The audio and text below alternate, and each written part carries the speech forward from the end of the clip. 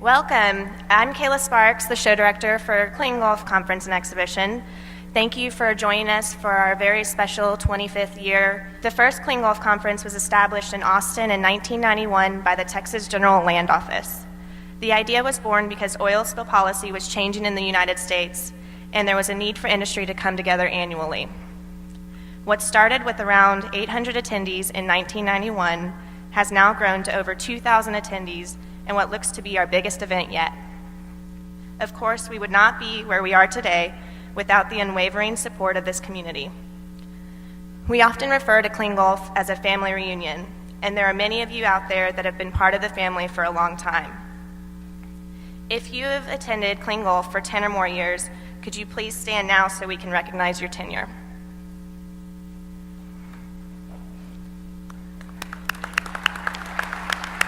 All right, there's quite a few of you out there. Thanks for all of your support.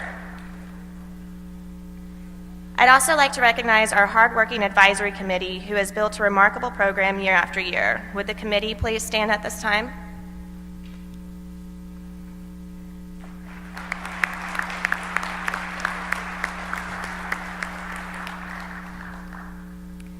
Last but certainly not least, I want to thank some special sponsors for their commitment to the event, including our mega session sponsor for today, the Response Group, as well as our corporate sponsors that include BHP Billiton, Clean Harbors, Environmental Restoration LLC, ExxonMobil, Garner Environmental Services, Hillcorp, Marathon Oil Corporation, Nalco Environmental Solutions LLC, OMI Environmental Solutions, Shell, SWS Environmental Services, the Response Group, Worley, LLOG Exploration, and Marathon Petroleum Company. Whew. I didn't think I was going to get that before breathing. We'd also like to thank our industry sponsors, ConocoPhillips and Kirby Corporation. As you can tell, there are a long list of supporting sponsors, so we appreciate all of your support. Thank you all. Without further ado, it is my pleasure to introduce the moderator of today's mega session, Mr. John Temporelli. John is a senior consultant ERCM at CTEH. He has 30 years experience as an environmental practitioner and responder, and before he was a high school biology and chemistry teacher. Please join me in welcoming Mr. John Temporelli.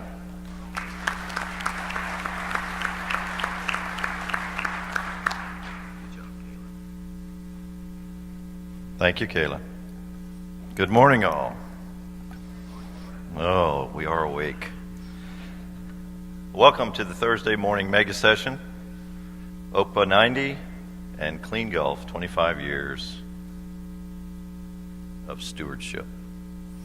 Welcome to some of the folks in the audience. Mr. Guidry, it's an absolute pleasure to have you.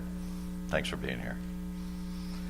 My name is John Temporelli, and I am honored and privileged to be the moderator for this panel, this august panel behind me. I would like to reprise the comments yesterday of Admiral Callahan, and if I could, impose on you for a moment. All those of you that have been in the armed services and are currently in the armed services, could you please stand? In keeping with his thoughts, every day is Veterans Day, and I applaud you as a citizen of this country and as a grateful person in this nation. Thank you very much for your service.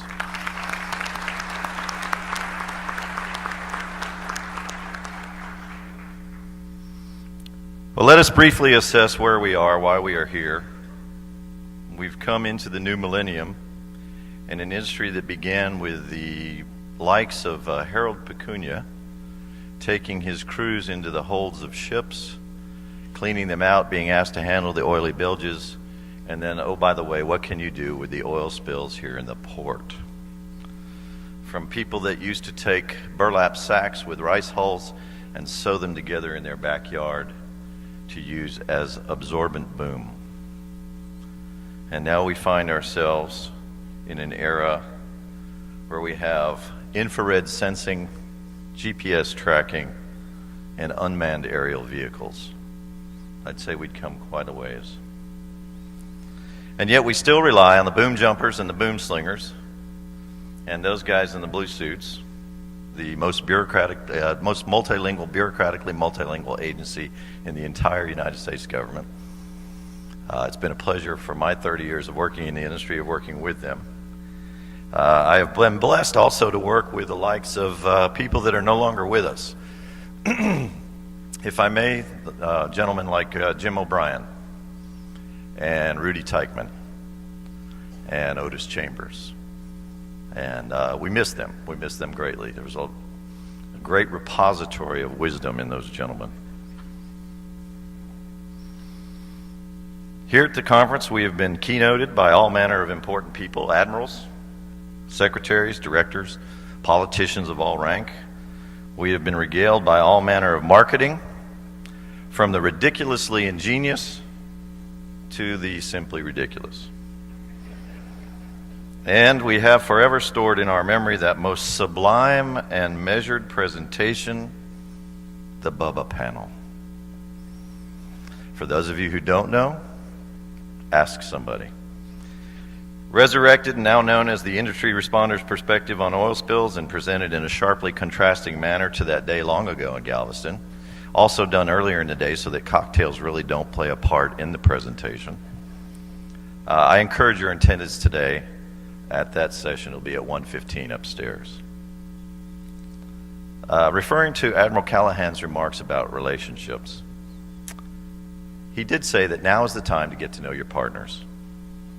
The skills, the knowledge, the abilities necessary to bring any critical event to a successful conclusion, they exist, they reside here, and they reside heavily in the private sector. And so I leave you with one final thought on that, and that is that the term contractor is not a pejorative term. Get to know your contractors. I want to introduce the group behind me. They will speak today to this 25 years and some of the changes they see from their particular perspective. Starting us off today will be Miss Bethany Kraft, Director, Gulf Coast Restoration Program for the Ocean Conservancy. Bethany works to secure comprehensive science-based and community-supported restoration of the Gulf of Mexico ecosystem at the local, regional, and national level. Before joining Ocean Conservancy, Bethany served as Executive Director of the Alabama Coastal Foundation, an environmental education and habitat restoration nonprofit. During her tenure, she developed an award-winning citizen science outreach program and was active in the Deepwater Horizon oil disaster community response. More recently, she served a one-year detail as the Director of External Affairs for the Gulf Coast Ecosystem Restoration Council, the new federal entity created to administer portions of the fines related to the BP oil disaster. Bethany began her career in conservation with the Texas Commission on Environmental Quality after graduating from Texas A&M University. Kigum, thank you. I was waiting for something. She is a senior fellow in the Environmental Leadership Program and was honored as one of Mobile Bay's 40 Under 40 in 2011. A lifelong resident of the Gulf region, Bethany is committed to getting her hands dirty in the name of conservation, whether it's in the murky mud of the marsh, building a living shoreline, or in the halls of Washington, D.C., advocating for coastal communities and the Gulf ecosystem. Please welcome Ms. Bethany Kraft.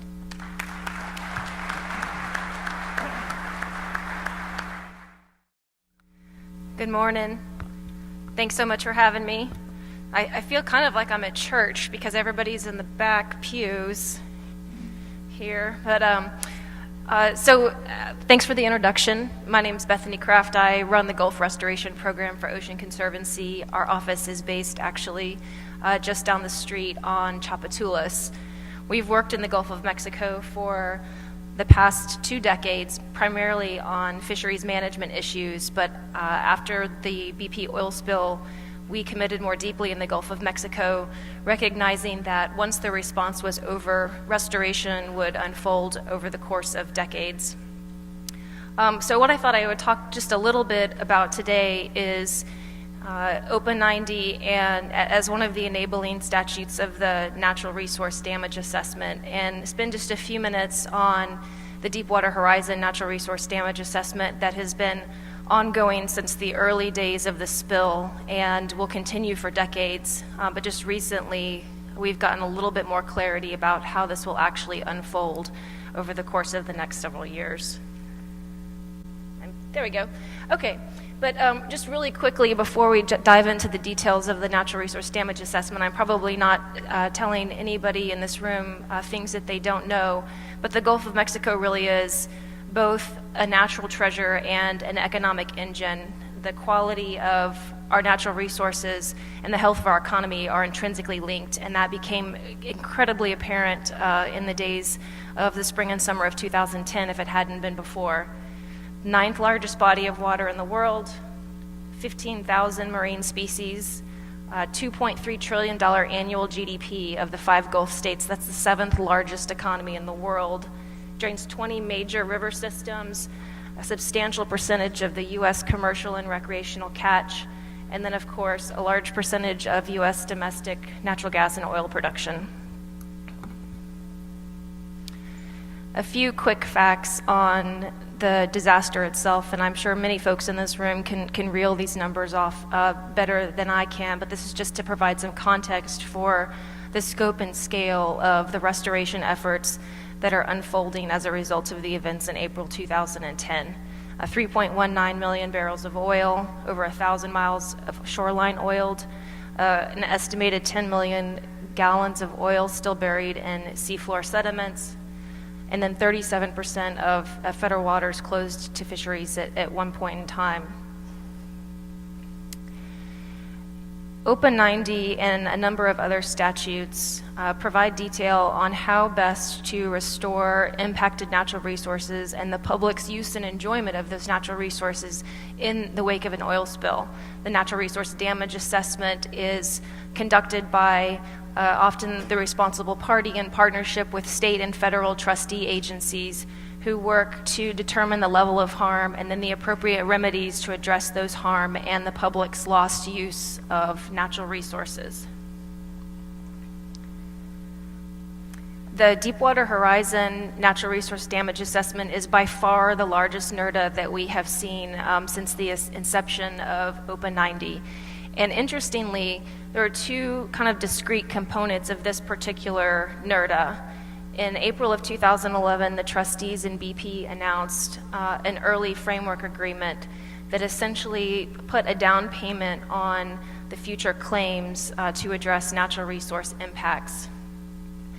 And then the second part is the typical, I guess, if any NRDA can be considered typical natural resource damage process that is generally resolved through some sort of trial resolution or litigation. This graphic here is just a very, very simplistic recap of how the NRDA essentially works. It basically goes from pre-assessment to looking at what the impacts actually are, figuring out how to quantify them, and then moving towards the restoration activities and hopefully full recovery of the resource back to baseline conditions. So the early framework for restoration, again, came about in 2011, and in this particular instance, it was clear that there was a natural resource injury. It was clear that people had lost their access to those natural resources for a fairly significant period of time.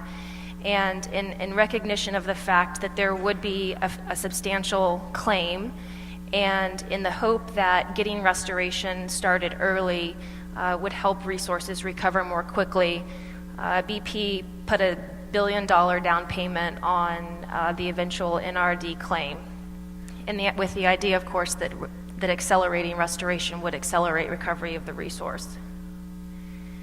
This is a somewhat crude, because I'm not very good at PowerPoint, depiction of the purpose of early restoration. So you see along the bottom axis time, 2010 would be, of course, the oil spill itself. The blue curve represents the time period that a resource is under stress and then would eventually recover as restoration activities begin. The concept of early restoration, of course, is that you would reduce the time period that the resource is under stress, bringing it back to baseline conditions faster than you would have otherwise.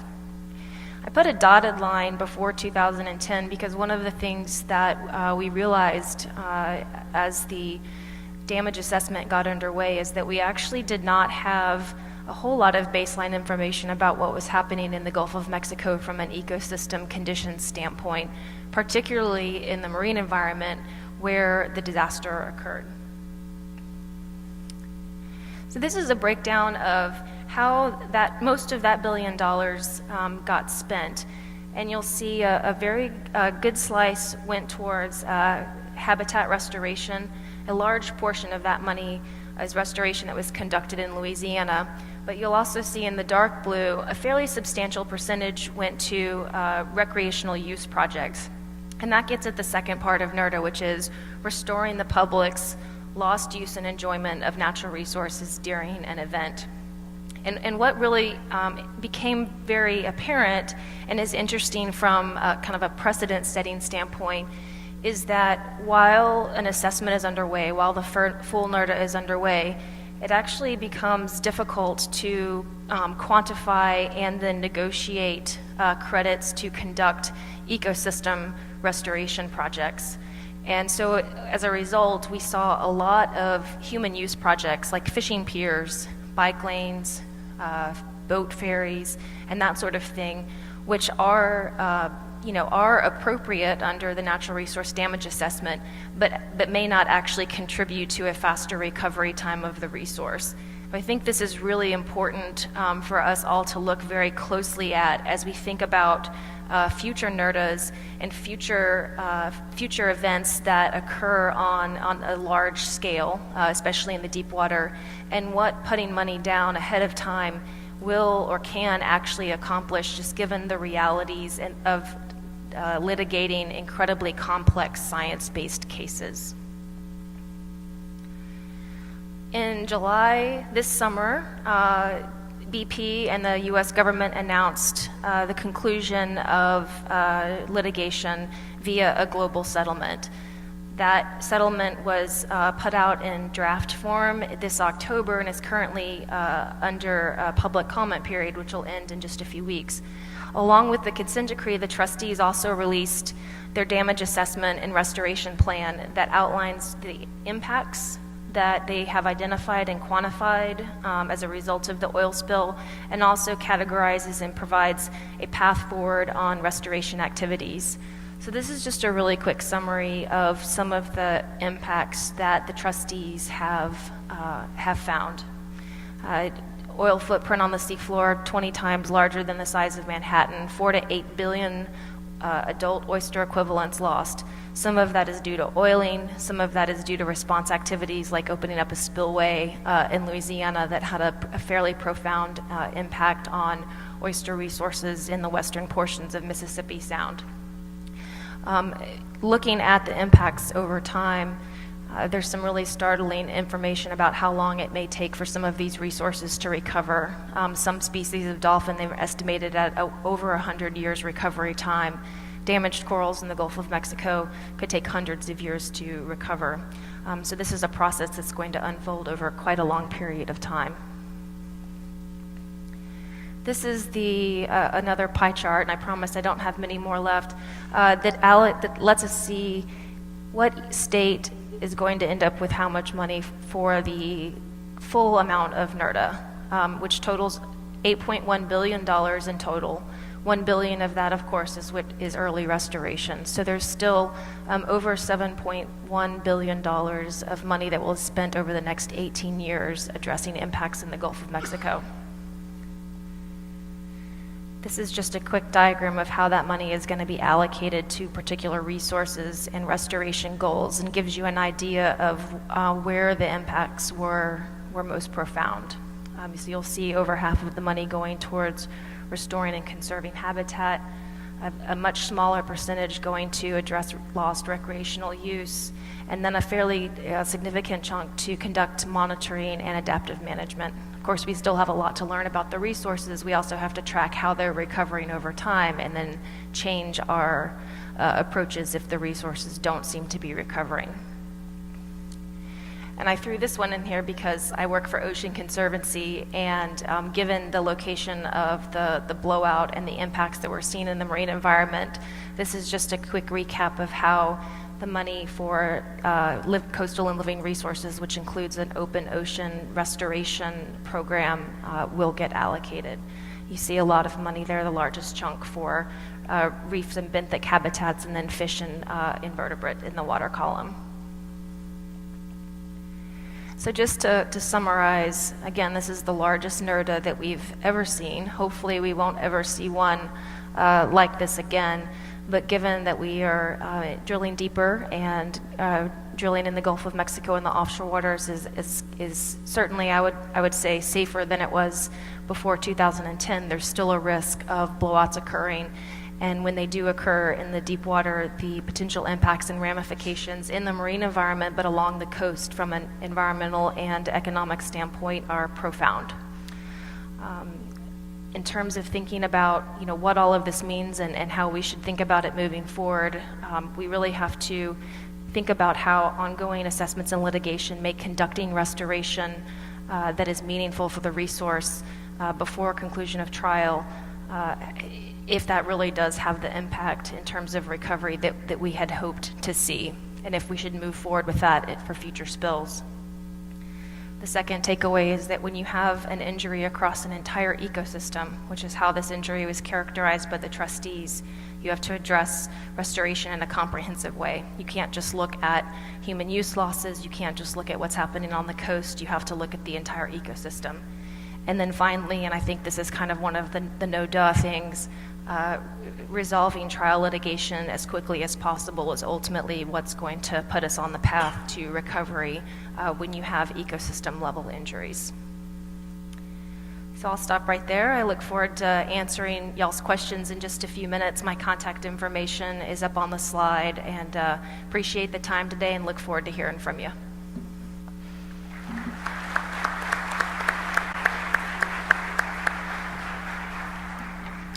Thank you, Bethany. You'll notice that in the seats around you, you have pen and pad.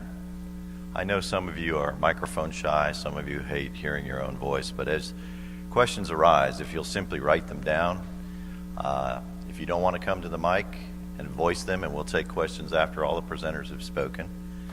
If you don't want to come to the mic, please write it down, hold your hand up, and one of the staff will come around and get it. Secondly,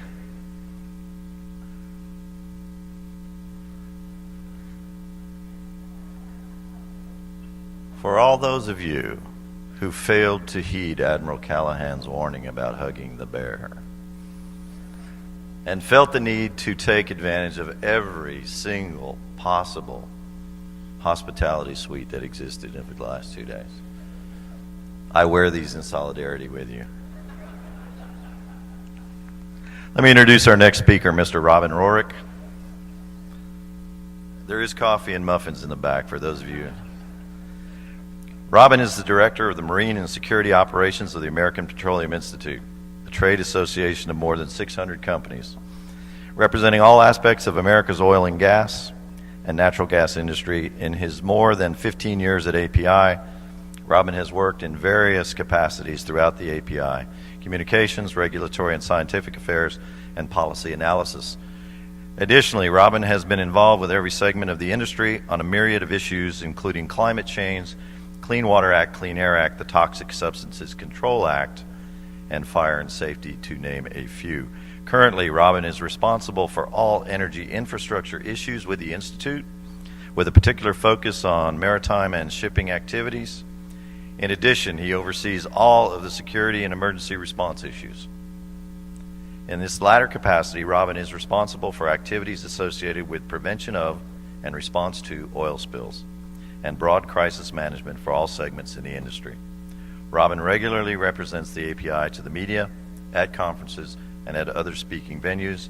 He resides in Virginia with his wife and 2 children, received his undergraduate degree from the College of William and Mary, and his graduate degree from Johns Hopkins. Please welcome Robin Rorick.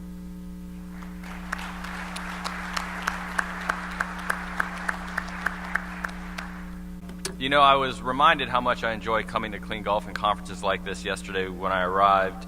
I got to the exhibit hall and started at the top and went to work my way towards the back, and what would have normally have taken me just less than a 1 or 2 minute walk ended up taking me well over an hour as I caught up with a bunch of old friends and old acquaintances and colleagues, and then made a couple of new ones along the way. So I really do appreciate coming to these things and catching up with you.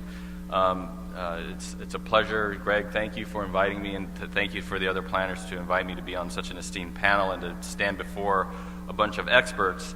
And as I was thinking about my remarks to this group, I thought it's kind of a little odd trying to talk about how the oil spill issue has changed over the last 25 years to many of you who have worked on this issue for a lot longer than I have, and could probably lecture me on more than I could lecture you.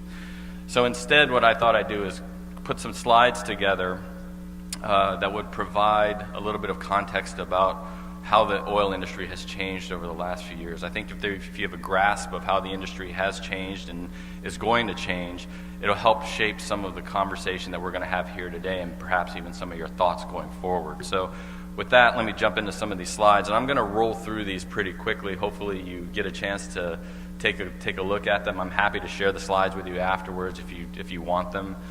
Just let me know. I'll be happy to send them to you. So here's oil production since the 1900s, and a couple things I want to point out to you here is that highest peak of close to around 10 million barrels per day occurred around the 1970s. And for those of you who were around then, there was a lot of conversation about peak oil. How much oil was this country going to have before we run out? And then you saw a steady decline over the next 30 years up until about 2005, 2008, with the onset of new developments in hydraulic fracturing and exploration production activity in the tight shale formations. And you can see a steady rise back up to 9 million barrels per day. In 2005, let me break this down a little bit. In 2005, consumption was around 21 million barrels per day, and 33% of that consumption was met by U.S. domestic production, driven largely, of course, by offshore Gulf of production operations, onshore in Texas, onshore in California, then often onshore in Alaska. Of course, the other 66% was driven by imports. Again, no surprise to, I'm sure, most of you here, the vast majority of those imports came through the Gulf, certainly supported by imports into the East Coast as well as to the West, and then even some imports coming across the Canadian border by pipeline. Now, because of production that typically occurred on the coasts and imports that occurred on the coasts as well, the refining centers of the country, here these yellow shaded areas, developed in the same areas, except for the region in the Midwest where there was refining centers developed to supply that Midwest area. Certainly there was good access through the Mississippi River and other points there to move product up into those areas. But generally speaking, the large refining centers, of course, are located around the coasts. Shipping, we recognize that there was a lot of shipping that took place, moving crude from Alaska down to support the West Coast refineries, and certainly moving crude and refined products from the Gulf around Florida and up to the East Coast to support the refineries and the markets in that area. And then pipeline activity and even some shipping activity, but mostly pipeline activity moving, supporting the Midwest refineries and even the East Coast refineries as well. And now we get to 2005, 2008 with the shale revolution, or renaissance as we call it. And here you can see where we're getting into plays Eagle Ford and the Permian in Texas, Niobrara in Colorado, and of course the Bakken up in North Dakota. And this has brought on an additional 4 million barrels per day, driving this energy renaissance that we're having right now. And I threw this in there just because it is every now and then it's I have to take a step back and just recognize just how much this has really impacted a change in oil supply. So where you're taking areas like North Dakota, which really didn't have much oil and gas production at all, and now we've seen in the last few years almost 1,000% increase in oil production. We've seen a 200% increase in onshore oil production in Texas, and modest increase, but an increase nonetheless in the Gulf of Mexico with some of the deep water assets there.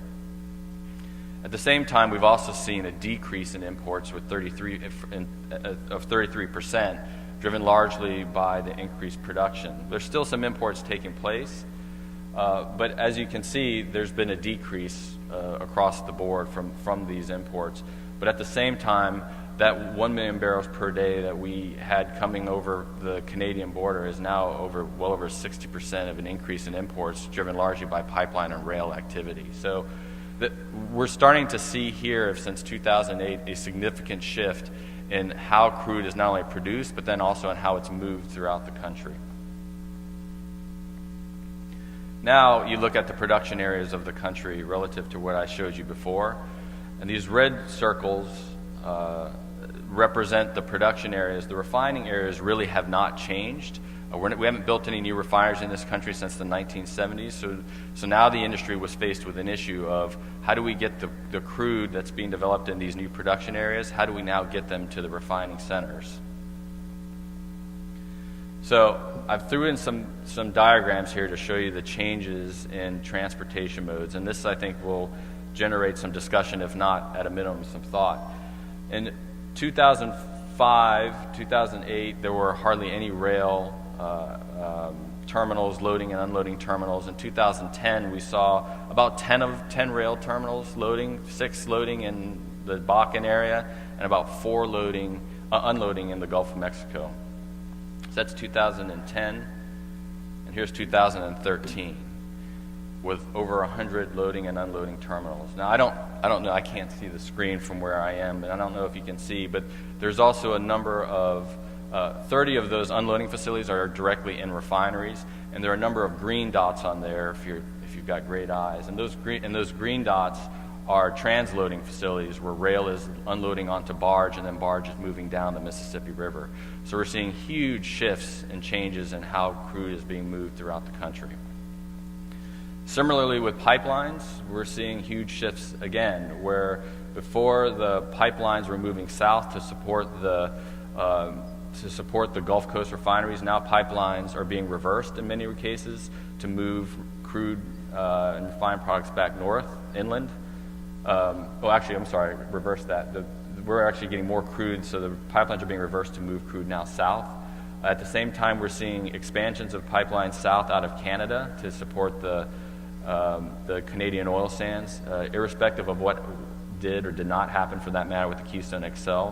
We're seeing expansions of pipelines moving south. And then we're also seeing new pipeline infrastructure being built from Cushing to support the refining centers in the Gulf as well. Here's just another look at the pipelines, just to show you what sort of changes we're talking about. A 46% decrease moving north, and then almost a 300% increase moving south, because we're producing so much crude up in the Bakken area and coming from Canada.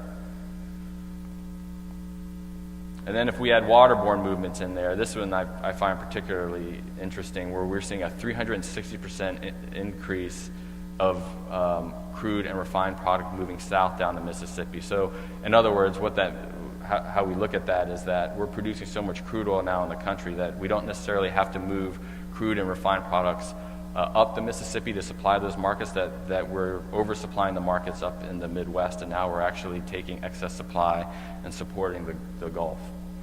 And then you can also see that while we're still moving product to the East Coast, there's been a bit of a decrease there. So in 2014, API worked with ICF to complete a study, and there's a lot of text here. I'll just point you to those last 3 hash mark bullets there. And oftentimes I think there's the assumption that if we were to allow for crude oil exports, API is a trade association, the oil and gas industry supports lifting the export ban. We support free trade, therefore we support lifting the export ban. There's oftentimes the assumption that we're going to produce so much oil that we're not going to have to import anymore. In actuality, what we're seeing out of studies like the ICF study and others is that you would see an increase of movement of 3.1 million barrels per day of just crude alone, while we're importing, as an example, a lot of the heavy sours, because our refineries now can refine the heavy sours. We would be exporting the light sweets. So I throw this up there, and that link is a mess, and I apologize for that. You can search on our website for this ICF study, which covers really infrastructure movement. Good luck on our website. It's quite a bear to manage, but I'm happy to send it to you again if you want to just come up and ask me for it, and I'll give you my business card, and I'll be happy to send you the study. But I do think it's important to recognize that if we lift the export ban in this country, that you're going to see, again, dramatic shifts in how crude oil is moved throughout the country, both within the continental United States, but then also over the blue water as well. And again, we'll see these shifts. So as we talk and as we hear from the other panelists and as you ask questions, I'd ask you to sort of consider what's happening in the oil and gas industry and the dynamic nature of the industry, and I think that'll drive a lot of your thoughts about oil spill preparedness and response. So with that, John, I'll give the mic back to you. Thank you, Robin. Thank you, Robin. And now to discuss or present the state perspective, 25-year friend of the Clean Gulf Conference, Greg Pollock, Director, Oil Spill Prevention and Response Division at the Texas General Land Office. He has held this position since 1999. He's been affiliated with the program since its inception in 1991. Greg supervises a staff of 48 at 5 field locations along the Texas coast and in Austin. The division responds to approximately 700 spill notifications per year, audit and inspects over 600 oil handling facilities, and maintains vessel contingency plan information for over 10,000 vessels. If you would, please welcome Greg Pollock.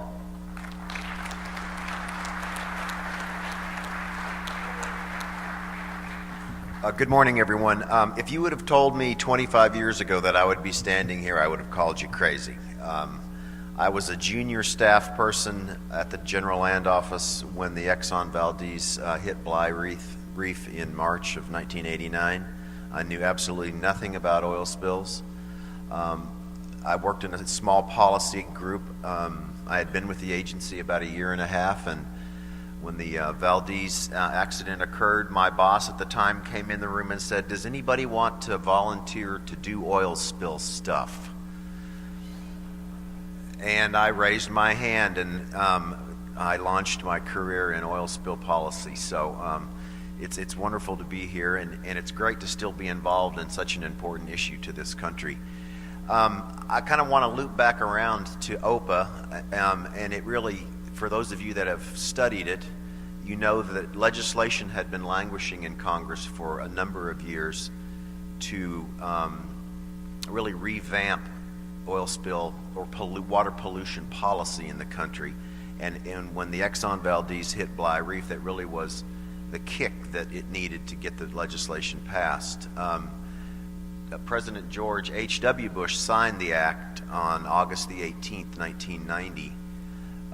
And I think personally it represents one of the most fundamental and important improvements in pollution policy in the United States. It also got the state of Texas involved in the business. After the Valdez accident, then Governor Richards appointed a commission of 5 individuals, elected politicians and some agency heads, to ascertain how well prepared Texas was to respond to oil spills. My boss at the time, the Texas Land Commissioner, Gary Morrow, was asked to serve on that panel, and I was the staff person assigned to assist with that effort. There was a couple of meetings held around the state. Testimony was taken. We were in the building stages, if you will, of trying to determine how prepared Texas was. And then in the summer of 1990, we had 2 very significant spills in Texas. The Megaborg spill 50 miles off the coast of Galveston. Some of you might remember that. Explosion in the pump room of the Megaborg killed 4 sailors, spilled an estimated 4 million gallons of crude. 6 weeks later, there was the Apex barge spill in Galveston Bay, a collision between the Apex barge and the Chinoosa, spilling about 700,000 gallons of 6 oil. And both of those incidents revealed clearly how unprepared the state of Texas was.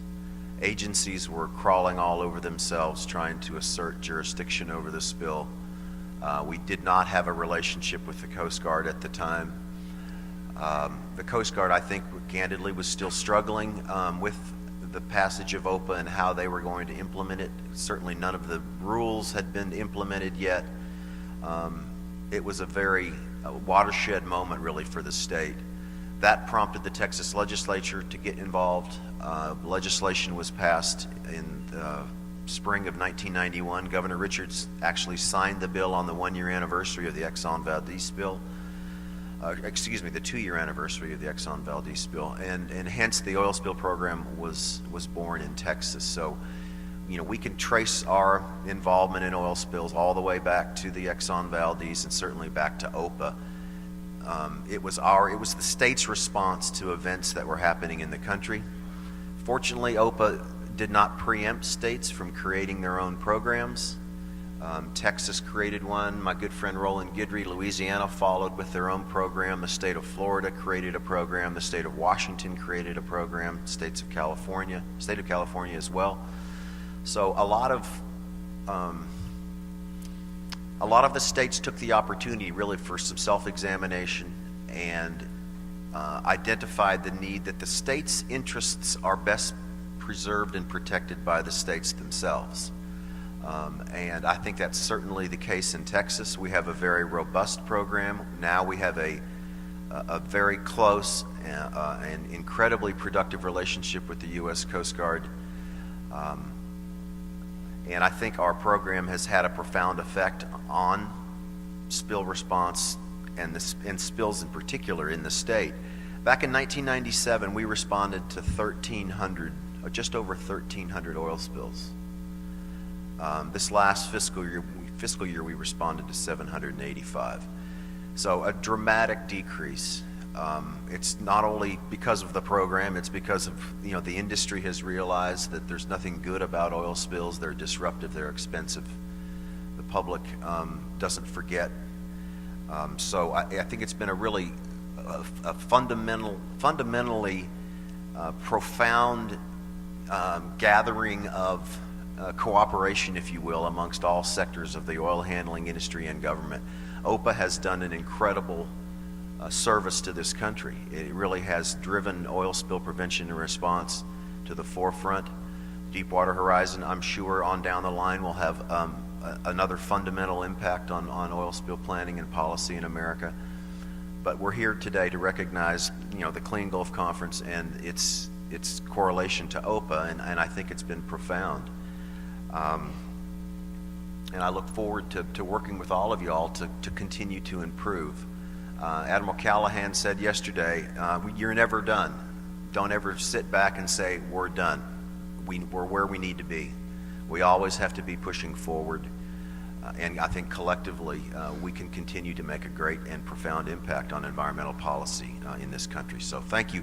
Thanks for being here. It's a pleasure to be up here on this panel with these wonderful folks, and I look forward to continuing this discussion. Thanks.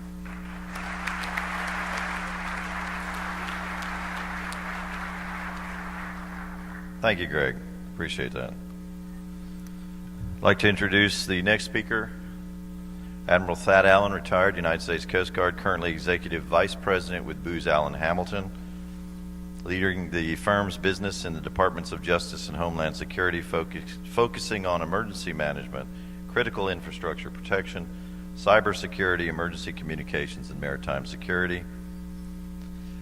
His crisis experience is well known, but includes the Deepwater Horizon in the Gulf of Mexico, Hurricanes Katrina and Rita, the Haitian earthquake, and the port security operations in New York Harbor post 9/11. He retired as the 23rd Commandant in 2010. Please welcome Admiral Thad Allen.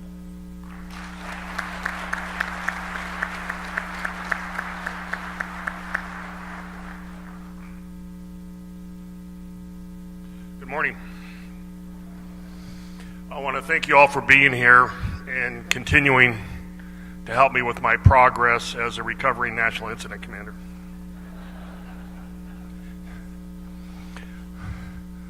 I remember right after I retired, I had the opportunity to do the closing address at the International Oil Spill Conference in Portland.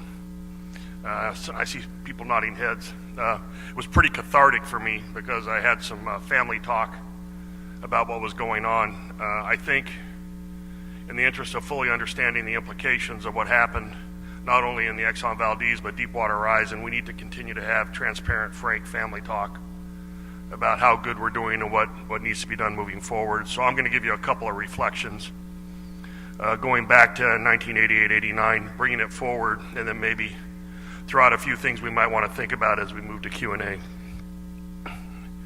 In 1988, I was going to graduate school at MIT in the Sloan School. As part of our program, we made a pilgrimage to New York City in December of 1988 to meet with corporate CEOs, rub shoulders with folks like, CEO of General Electric, barons on Wall Street, and so forth. Part of that trip included going across the river into New Jersey and meeting with the CEO of Exxon. And as we were wont to do at the time, every classmate was given the duty of writing down a question you would ask somebody if you had the opportunity.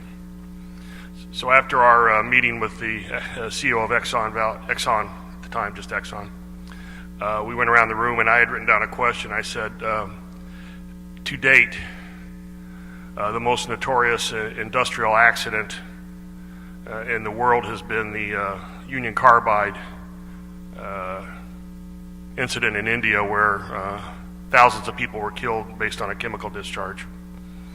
And I was just wondering, sir, have you thought about an extraordinary crisis at Exxon, business continuity, communications, and how you would actually lead and manage the organization? I got about a 20-minute response that detailed precisely what they would do for business continuity, branding, crisis communications, and so forth. 4 months later, the Exxon Valdez ran aground, and I saw no indication they did any of that. My classmates were all wondering, how did I know to ask the question? Well, obviously I didn't know to ask the question. Several years later, I was the commanding officer of then Group Captain of the Port Long Island Sound and was tasked with negotiating the protocols for pre-approvals for in-situ burning and dispersant use, which involved New York, Connecticut, and the state of New Jersey. Those were very tough conversations about changing the way we thought about pre-approvals, which were an issue in the wake of the Exxon Valdez. So I've been kind of following this for a number of years. There have been some comments made about OPA 90. Let me make a few more just to kind of set the context. There were a lot of people that weren't crazy about this legislation when it was passed. We did some things that had not been done globally, including the requirement for certificates of financial responsibility, establishing liability and liability limits, the creation of the Oil Spill Liability Trust Fund and the National Pollution Fund Center. These were basically precedent-setting issues on a global scale, and there were people that were predicting that we would stop all tanker traffic to the United States, that the industry couldn't bear the cost of this, and the whole thing would basically collapse on itself and we would have a tremendous trade problem. That obviously did not happen. And I think we can sit here today and say that the main policy focus of OPA 90, policy foci, if you will, were to, number one, try to prevent another large tanker accident. Number two, put in structure, policies and procedures that would facilitate the response, but also deal with prevention in terms of how the tanker trade was operated and how they dealt with not only cargo risk but financial risk as well. We succeeded. There hasn't been a tanker accident of that magnitude in this country since the passage of OPA 90. That's the good news. And I'm not going to say it's bad news, because I want to set the scene for what's going to happen next in this country in regards to the brief you just got from API.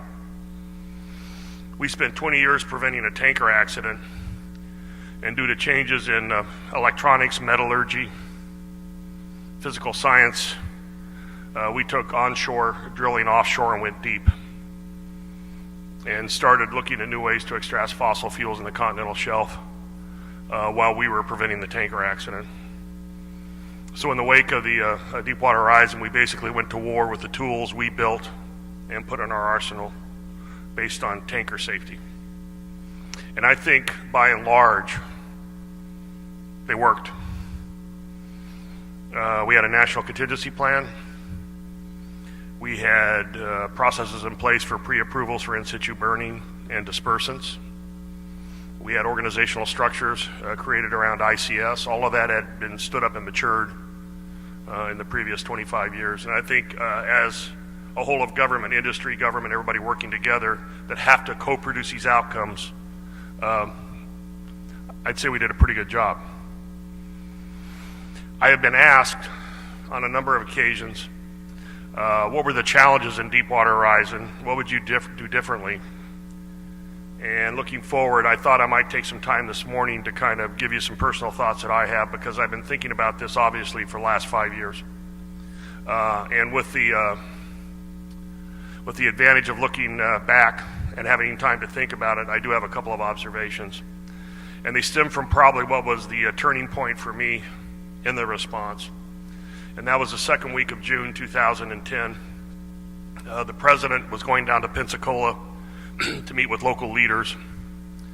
And while we were trying to construct a capping stack that would basically cap the well while we went ahead and drilled the relief well, as you know, we went through a series of other attempts, the junk kill and everything else, just to try and stop the flow of oil. But each attempt that we tried with what we had at the time while we were building the capping stack and drilling the relief wells was met in the media with some amount of ridicule that we kept failing at sequential events when there was a long-term strategy on how to attack this, and we were doing what we could in the meantime. So we had a meeting with local leaders in Pensacola, and this is one of those moments you remember the rest of your life, and it'll be in the book when I get a chance to write it. I'm flying back on Air Force One. The president's going to address the nation that night from the Oval Office on the oil spill. And not only was I flying back on Air Force One, I was like up front where the staff was at and everything else, which was a pretty interesting place to be. And once we took off, they were busy and kind of lost in the work they were doing, getting ready for the next event. So I went kind of outside where there's an office up front before the presidential suite up there. And I sat down on the sofa and I was having a cup of coffee, kind of drifting away about how we're going to handle this, because I was right in the middle of what I would call boom wars. And God bless him, I was in Mobile yesterday talking to the mayor about Bob Riley, and those were interesting times, folks. In fact, I equated it to Major League Baseball salaries. It's not how well they are and how much money they need to live. It's how much do you love me more than somebody else by what you're willing to pay me. That was the boom wars. Somebody bumped into me. I looked up, and it was President Obama.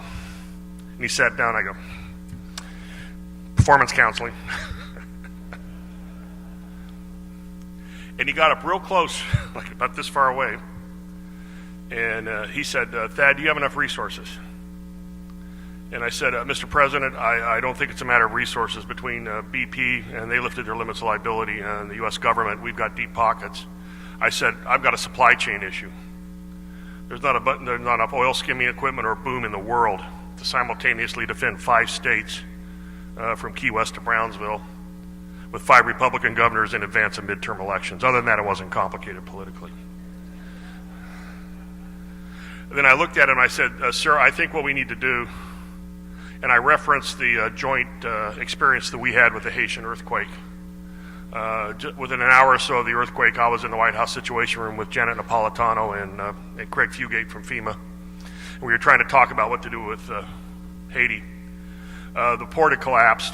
It was a 10-hour convoy trip from the Dominican Republic. So what we had was an unlighted airstrip. In the first 24 hours following the earthquake, there were, I think, 12 landings and takeoffs. Secretary Clinton at that point went down and talked to the president of Haiti, and we proposed that we take control of the airspace and handle all the landing slots. At the height of the operations in Haiti, I believe, I wouldn't want to be quoted on it, I think in a 24-hour period between landings and takeoffs, we did 160, which was the lifeline into Port-au-Prince. And I told the president on Air Force One, I said, sir, if you remember what happened in Haiti, I said, I think we need to take control of the airspace in the Gulf. And he was somewhat surprised by the request or the statement. And so I explained what was going on. And then at that point, I had told him that we had 8 near mid-air collisions in the approximately 6 to 8 weeks following the oil spill. If you think about the spotter planes, the people that were doing sensing out there, whether it was NASA aircraft or whatever, the supply helicopters going to the rigs, the National Guard helicopters flying out there to check on my work for their governors. A lot of airplanes out there. The whole place was congested. The cylinder around that well, the surface, the subsurface, and the air was so congested, I am extraordinarily surprised and gratified we did not have a major marine accident or an aviation mishap while we were doing all of this.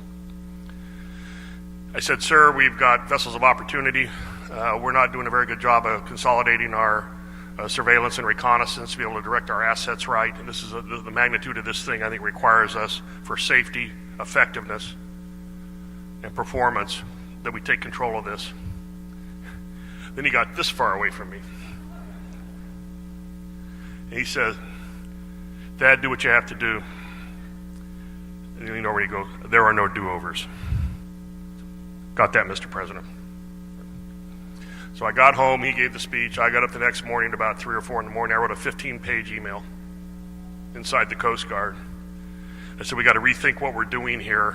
We got to be able to adapt to the situation, not to force our existing response doctrine on the situation. So a couple of thoughts with that as background. Had I to do over it again, I would retain the ICS system. It is proven. But there are issues with the ICS system in terms of verticality, horizontal, span of control, and time. And by that I mean if the chain of command is too vertical and you remove decision-making authority away from forward operating bases, you'll be sitting there in Plaquemines Parish with Billy Nungesser looking over your shoulder and you can't respond to oil on the water. And we couldn't put our people in that position. Horizontally, we were basically organized by captain of port zones, which are good. There's a reason we have a pre-designated federal on-scene coordinator. But when you start to get such a complex event that it spans horizontally, you start to have a span of control issue again. Now, we formed an area command, and that's what we should have done. Then we had a national incident command. Then we had the airspace issue. Thinking back on it, if we would have been bold, we would have thought about something like this. I'm not saying we should change doctrine, but I think we need to be adaptable when something happens. The place we needed a federally overseen ICS structure to begin with was in Katy, Texas, at BP headquarters on well control. We had people there. They were organized. They were carrying out their functions. Their number one issue was cap the well. But we had no organized ICS-type presence that could actually be an extension of the FOSC authority down there, and ended up, a lot of this was having to be transpired between Washington, D.C., where I was a National Incident Commander, and the folks in Katy, Texas. So I would have focused on source control as a functional entity by which to manage under ICS. The next thing I would have done, all the open water operations I would have put under one ICS structure. So the large offshore resources, things like fire boom, dispersants, things like that could be worked across captain of the port zones, and you could focus on the threat itself and aggregate all of your assets against it. Then as you move into shore, that naturally breaks down into captain port zones and areas that are covered by area contingency plans where critical resources are identified, and you have to manage that under the existing command and control structure. So in effect, if I had to do over again, I would have considered 3 functional commands. Control the source, control transmission, manage the consequences. And the other thing I would have done was establish early on a very, very senior, what I would call an air boss, take control of the airspace. And then there have been a couple of articles written by the National Intelligence University. We need to bring in all of the INTs, GEOINT, SIGINT, and bring to bear on the problem to create a common intelligence picture and a common operational picture, and then you can start to put together how you're going to apply these resources to the greatest effect. So I had the opportunity to talk to some folks a while back. They were asking my opinion about how we might think about a response to Ebola in the future. I said, I got a good plan for you. Control the source, transmission, and consequences. And if you think about it, functionally looking at these things that we have to deal with and not being constrained by the existing NCP, nothing I said insults the NCP or Open 90. It just reorients it functionally to address the highest risk in the threat areas and make more economy of scale in how you apply your resources moving forward. So just a couple of thoughts there. And then I was making notes while the other speakers were talking. I think in the future, if we want to avoid going to war with the tools from the last spill, we need to think about a couple of things. First of all, we're not going to get Open 90 legislation, like legislation for this.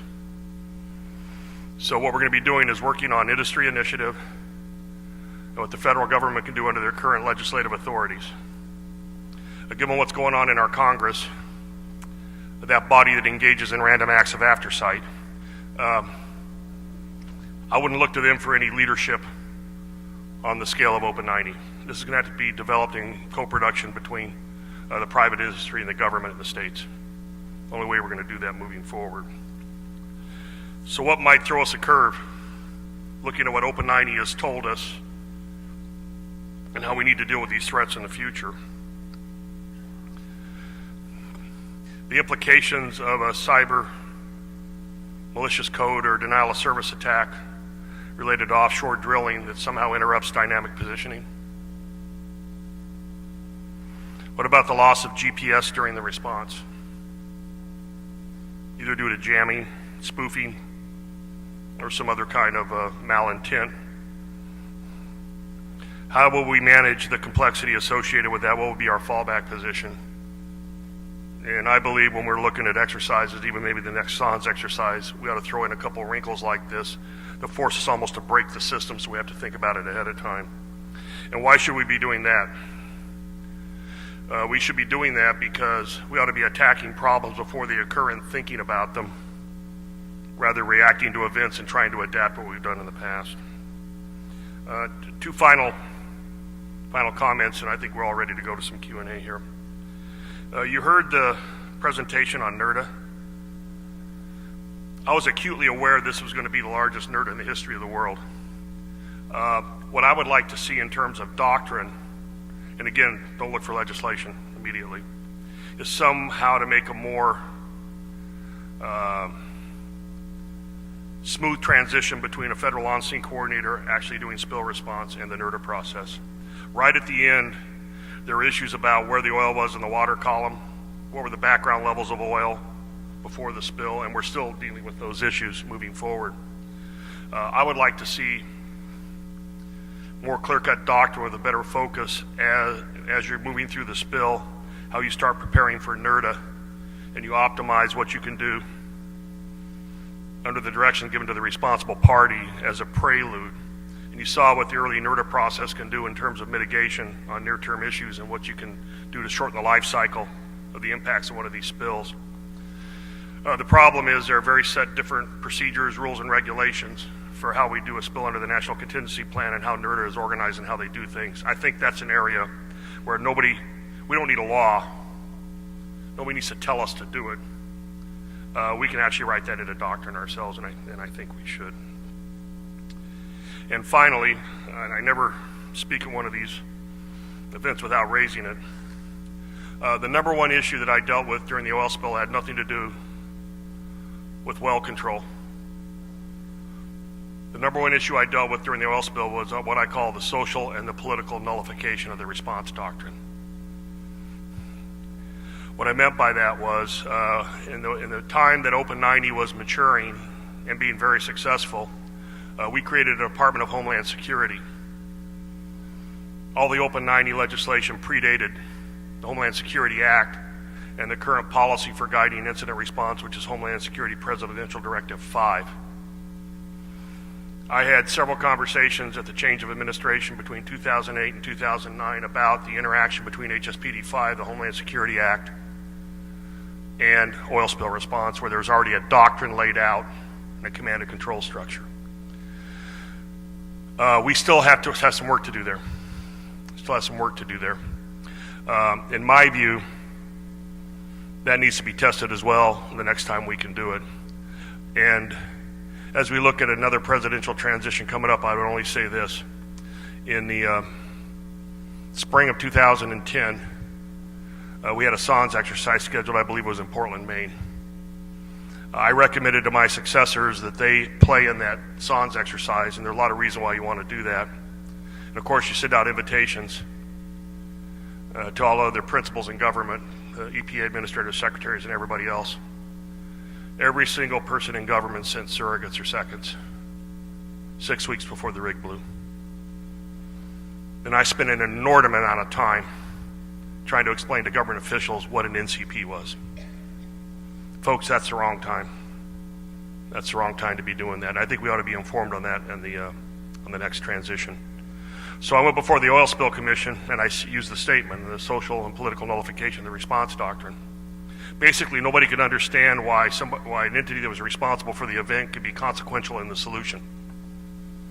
But if you think about the RP structure and how this thing is created, it basically requires that you co-produce the outcome under federal supervision. So while I don't have it right now, and I can pass it on if you want, somebody at the University of Maine a few years ago took my quote from the Presidential Oil Spill Commission and actually did a legal research paper on that statement, the political and social nullification of the response doctrine. It takes into account all of the different things that were converging and conflating at the time, and much to my, wouldn't say pleasure, but at least satisfaction about how I was viewing the problem at the time, basically supported my contention that happened. So what we need to do is work with our political leaders to close the gaps in their knowledge and make sure we have the right people at the spill at the right time, and I'll give you the best example for it. Roland Guidry's sitting right down there. I met Roland in April of 2002. I was a Coast Guard commander of Atlantic area. The 9/11 attacks had just happened. And we had a SONS exercise scheduled in New Orleans that the scenario was going to be a well blowout about 45 miles away from where the Macondo well was at. And my staff said, "Sir, we should cancel this. We got too much stuff going on in New York." And I said, "I don't mind scaling it back a little bit. We're not canceling this thing. We got the rest of our lives to live in the Coast Guard. We can't take our eye off the ball and the other things we're supposed to do." So we came down. We did the SONS exercise. Wasn't as big as we wanted, but it involved all the states in the Gulf, a lot of the folks that are here at the conference. So 3 years later, when I walked into the Emergency Operations Center in Baton Rouge, being sent down by Secretary Chertoff to become the deputy principal, a federal official to Mike Brown for the Katrina response, and I walked into the OC, the first person I saw was Roland Guidry. And I think Admiral Callahan probably reminded you yesterday, you don't do that at the time. You don't create those organizational relationships. Pre-need relationships allow you to be effective when it happens. You do it by sticking to your knitting, going to conferences like this, working the problems ahead of time, and laying the hard problems on the table and dealing with them. And that's what we're doing here today, and happy to join in the conversation. Thank you.